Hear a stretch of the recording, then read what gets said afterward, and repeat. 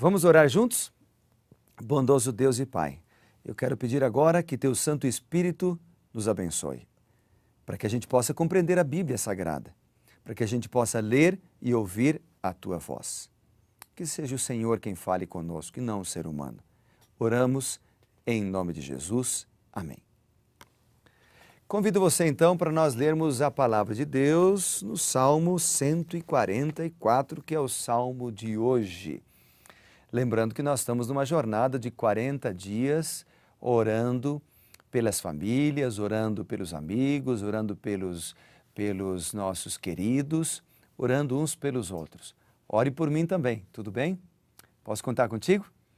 Eu quero que você ore por mim e eu oro por você todos os dias. Assim a gente vai estar juntos nesta jornada, tudo bem? Salmo 144, então, é um salmo de Davi. Ele é muito semelhante ao Salmo 18. Seu conteúdo é extraordinário porque ele proclama a alegria daqueles que fazem de Deus o seu Senhor. Ele apresenta várias lições espirituais, as quais nós vamos mencionar aqui. Eu selecionei alguns versos. Você, na sua leitura particular, pode selecionar outros versos também. O início do Salmo, por exemplo, ele começa apresentando um Deus que é rocha. Ele diz, bendito seja o Senhor, é uma rocha minha. Ou seja, ele apresenta um Deus que é inamovível. Ele apresenta aqui um Deus que é eterno. Ele apresenta um Deus que nos transmite segurança, um Deus que cuida de nós. Outros versículos que eu selecionei do Salmo 144 e que eu quero ler com você nesta manhã, diz o seguinte, primeiro o verso 2, diz o seguinte, minha misericórdia, Deus é minha misericórdia, Ele é fortaleza minha, Ele é meu alto refúgio e Ele é meu libertador. Então, há vários atributos de Deus aqui. Sempre está presente Deus misericordioso, a misericórdia do Senhor. Aqui, o salmista diz que Deus também é nosso libertador. Jesus é nosso libertador. Deus libertou o povo de Israel do Egito, da escravidão do Egito, lhes deu a liberdade. Mas Deus também nos liberta hoje da escravidão do pecado. Apocalipse capítulo 1, versículo 5, fala sobre isso. Deus é nosso libertador.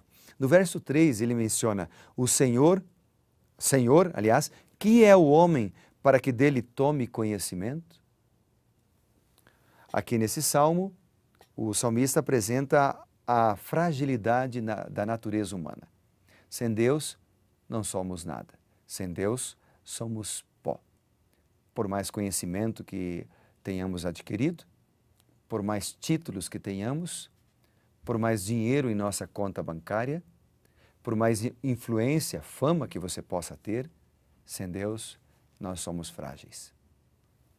Basta ver as grandes tragédias humanas, terremotos, tufões, tsunamis, grandes enchentes. Sem Deus, amigo, não somos nada. Deus precisa fazer parte da nossa vida. Ele está com as mãos estendidas. Nós é que temos que procurá-lo. Bom, ele, portanto, reconhece isso, dizendo no Salmo 144, quando ele diz, o homem é como um sopro, como um sopro. Ele continua ainda dizendo assim, os seus dias são como uma sombra que se passa. Isso é repetido em outros capítulos da Bíblia. Por exemplo, olha aqui, vamos ler juntos ali lá no Novo Testamento, que diz Tiago, capítulo 4. Se você puder abrir a sua Bíblia, Tiago, capítulo 4. No Novo Testamento, logo depois de Hebreus, você encontra então ali o livro de Tiago, capítulo 4. Ele diz o seguinte no verso 14. Vós não sabeis o que sucederá amanhã, que é a nossa vida. Sois apenas como uma neblina que aparece por um instante e logo se dissipa.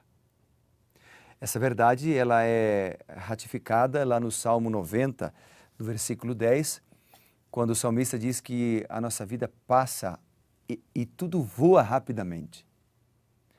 É bem verdade que quando a gente pergunta para um jovem sobre esse assunto, o jovem tem aquela impressão de que ele vai durar eternamente.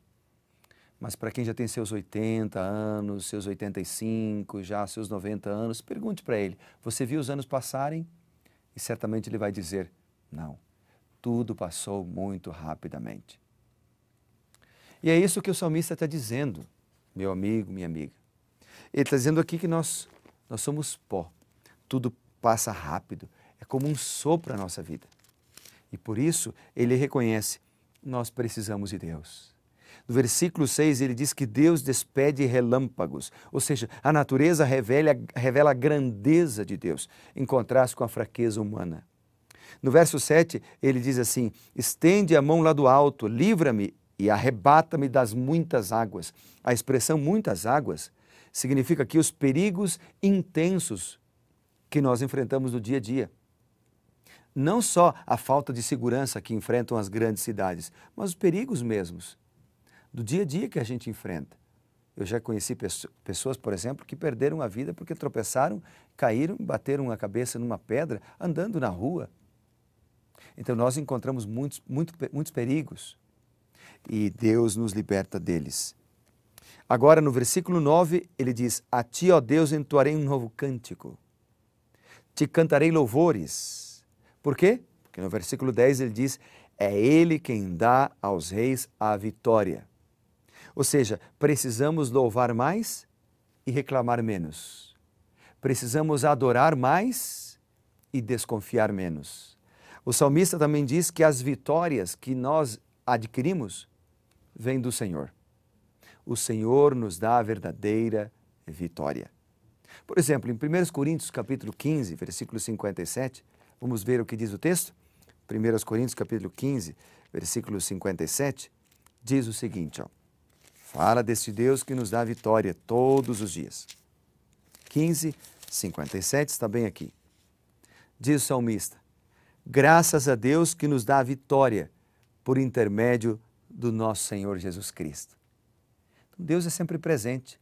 Dava a vitória para o salmista, dava a vitória para os reis de Israel e dá a vitória para nós ainda hoje. Mas ainda há outro texto lá em 1 João que fala deste assunto. 1 João capítulo 5, verso 4, pertinho do Apocalipse. Vamos ler?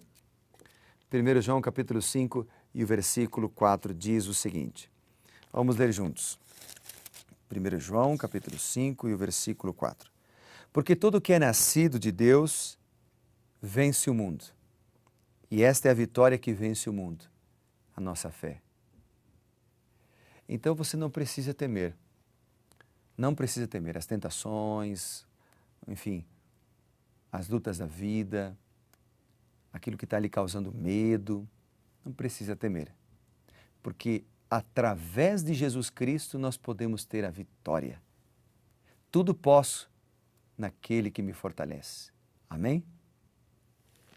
Continuando o Salmo, nós ainda vamos ler o seguinte aqui, Salmo 144, agora eu quero destacar o verso 12, quando ele diz que os nossos filhos sejam, na sua mocidade, como plantas viçosas e as nossas filhas como pedras angulares.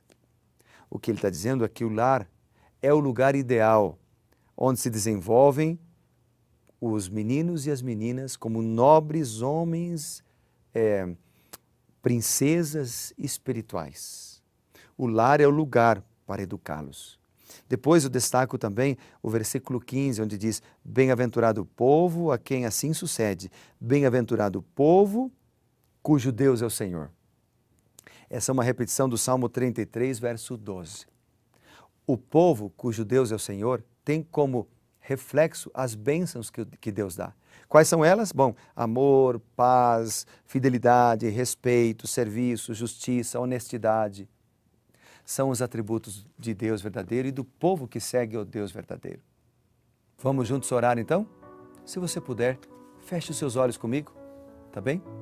Bondoso Deus e Pai, nós juntos estamos agora para orar, para pedir as Tuas bênçãos, para clamar o Teu precioso e poderoso nome, pedir que o Senhor venha nos iluminar com a Tua graça, pedir que o Senhor venha nos transformar. E agora pedimos que o Senhor também cuide da nossa família, da nossa casa, cuide da nossa fé. Abençoa-nos, ó Deus Todo-Poderoso, Tu que és um Deus de amor e de misericórdia. Entregamos tudo o que temos em Suas mãos, pois oramos em nome do Senhor, nosso Senhor e Salvador Jesus Cristo. Amém.